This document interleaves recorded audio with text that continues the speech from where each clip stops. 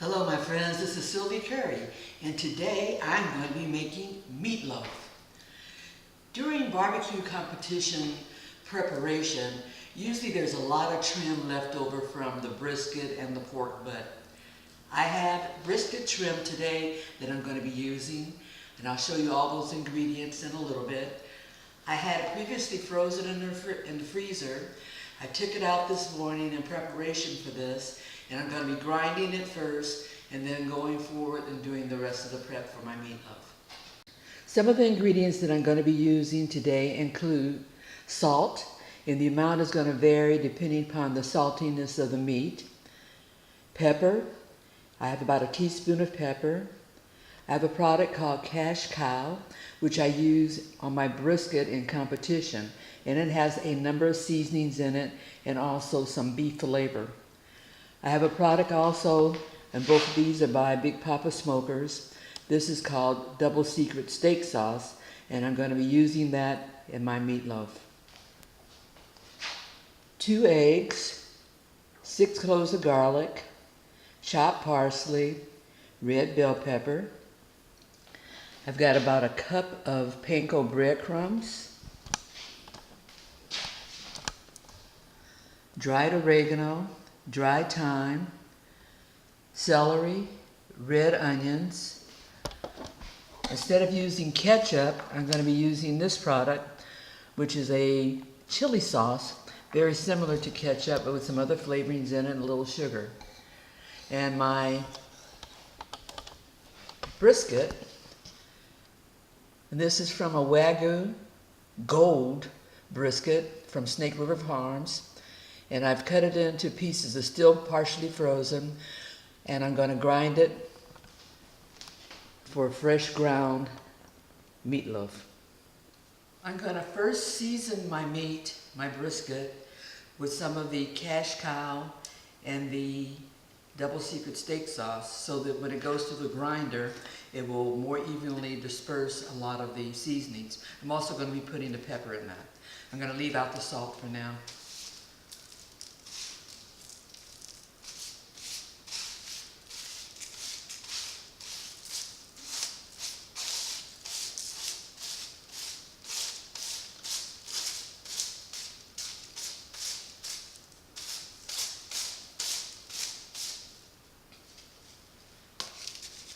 And we'll just give this brisket a little toss, just to get the seasonings dispersed over a lot of the different pieces.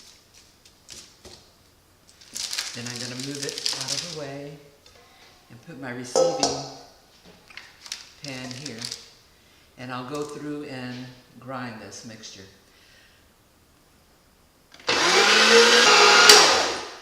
One of the considerations in grinding the meat is, number one, that the meat be very cold, and this is still partially frozen.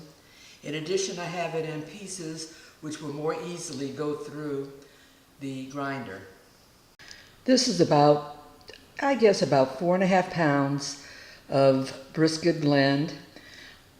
I could not tell you the percentage of fat, but since it's Wagyu Gold, it's quite a bit of fat. And I'm willing to say that it's probably about a 70-30 mixture. I'm now going to saute some of my vegetables, and that would be the bell pepper, the onion, and the celery, and give it a chance to cool off a little bit before I add it to my meat mixture. I have about a tablespoon of extra virgin olive oil in the skillet. I'm going to first add my red bell pepper, and that's about a cup of red bell pepper, finely diced. A little less than a cup of celery, also finely diced. Then I have the bell pepper that I'm going to put in now. The parsley I'll put in later, and actually also the garlic I'll put in as the other vegetables get closer to being translucent. That red bell pepper and that red onion is going to put a lot of color in this meatloaf, along with some yummy goodness.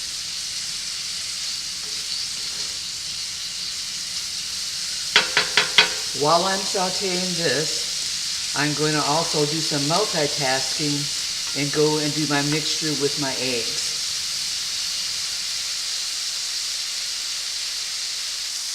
I added the garlic. We'll mix that all together and just give the garlic a chance to cook a little bit to take that raw flavor out of it.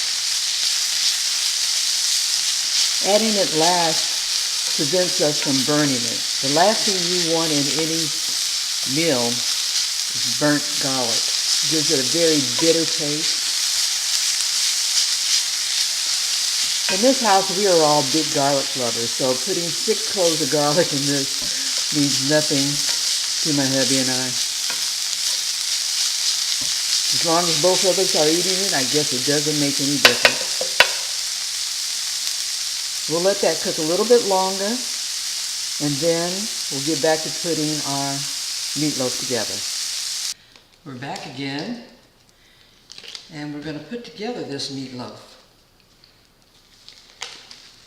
The veggies that I sauteed have cooled. I've got some beef broth here from Beef Base, and I'll use that only if my mixture is not moist enough. I'm going to beat my 2 eggs. Then I'm going to add in my oregano and my thyme to that mixture.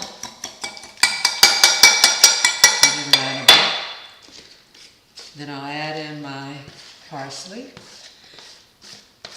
It's fresh chopped parsley. It's approximately a cup worth. We'll incorporate that.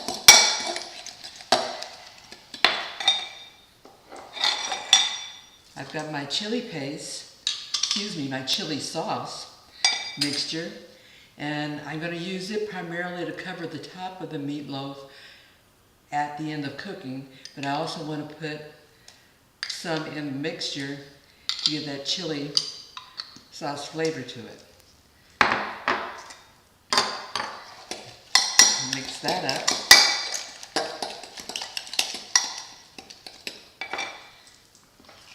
Next step, I'll take my ground brisket, and it's got some seasonings already incorporated in it. I did put Big Papa Smoker's Double Secret Steaks rub in addition to cattle prod, which is a beefy rub with some seasonings in it.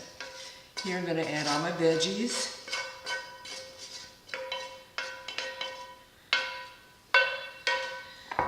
My panko breadcrumbs. And the mixture my egg mixture that I just put together.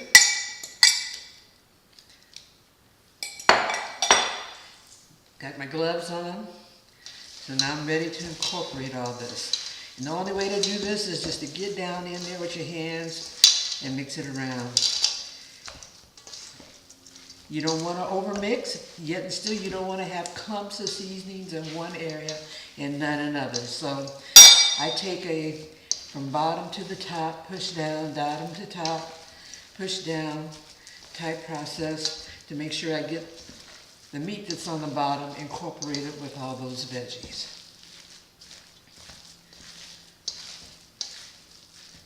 I'm looking pretty moist, yet I feel like I probably need to add a little bit more of this beef base, because once those breadcrumbs start to soaking up some of the moisture, it may dry out. So I'm putting in what's turning out to be maybe a couple of tablespoons, and I'll mix that up.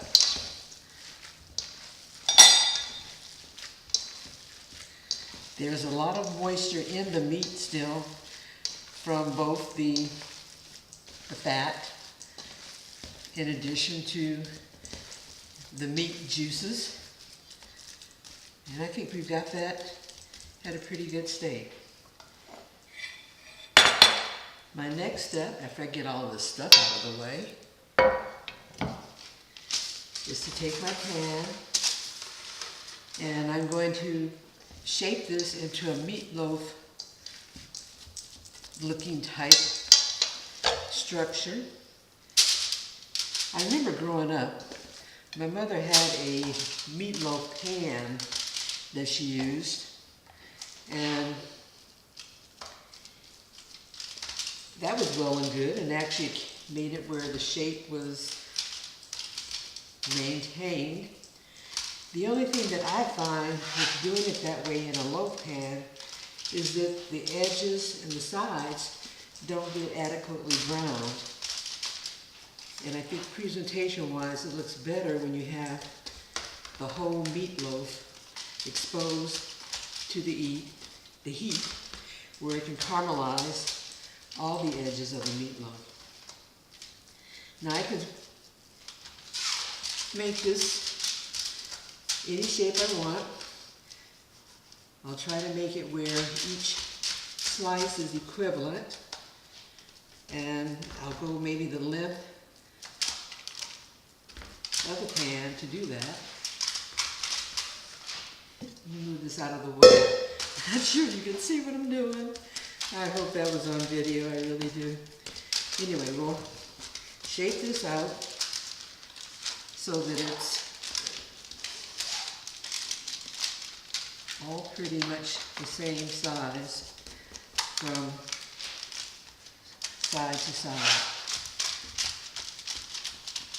I'm going to put this in the oven, and I'm going to put it on convection at 325, and it's going to cook until it gets browned, then a little brown, not way brown. Then I'm going to put some more of the chili sauce on it and cook it till it gets an internal temperature of 160 degrees, and we'll have meatloaf for dinner.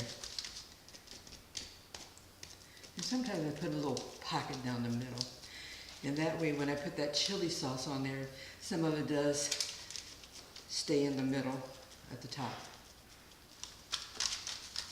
There you have it, meatloaf from ground Wagyu brisket. The oven is heating up, but I've already put the meatloaf in, and I realized I didn't give you a real good view of what it looks like.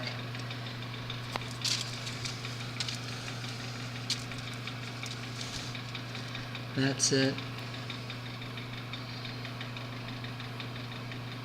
One of the other things that I forgot to do was to do a taster, where I take a little part of the meatloaf, roll it into a really small patty, fry it up so I can get an idea if the seasonings are correct.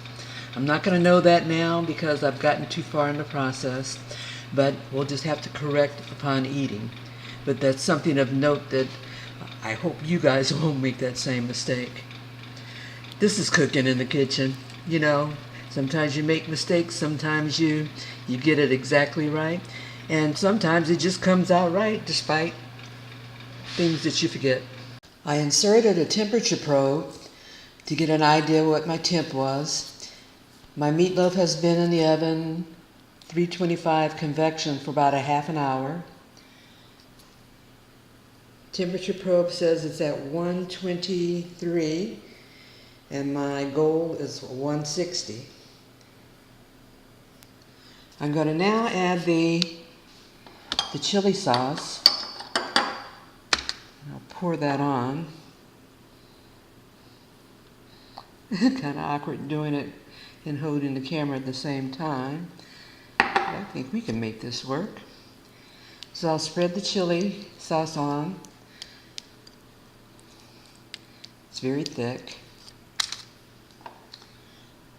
So I'll put most of it on the top, and during the cooking, it's my hopes that it'll sort of slide on down the sides.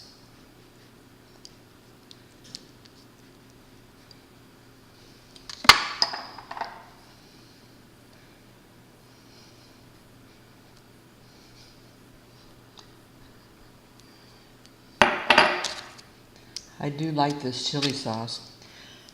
Originally I bought it because I was going to make some hors d'oeuvres where I take cream cheese and just spread the chili sauce on top of it, and people could come and just eat it with crackers and get a good amount that way. Okay. My chili sauce is on. I should probably be up to 160 within a half an hour. And we'll have dinner.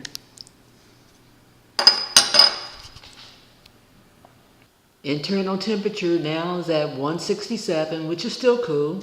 Not over, it's gonna be nice. This is meatloaf. It's looking very good. I'm gonna let it rest for at least 10-15 minutes. We'll probably get a little bit more carryover in that time, carryover of temperature, but it's looking really good.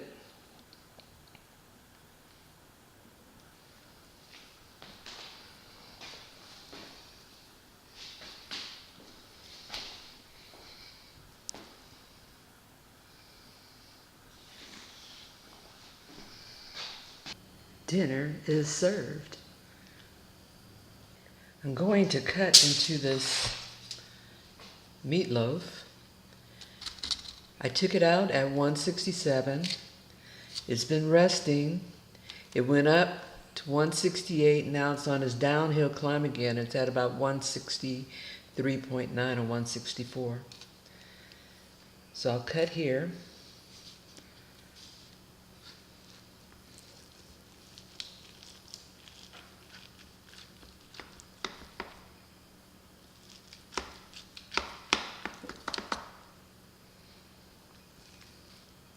We'll see if we can get this out in one piece.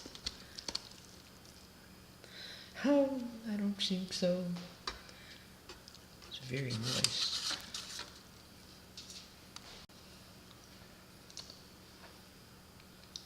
This is our meatloaf. Wow, that's yummy. Remember, I forgot to put the salt in it, or to test for additional salt. Doesn't need any. Flavor is very good as is. Look at that, very moist.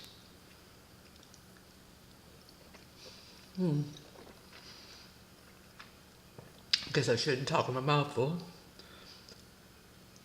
But I'm loving this.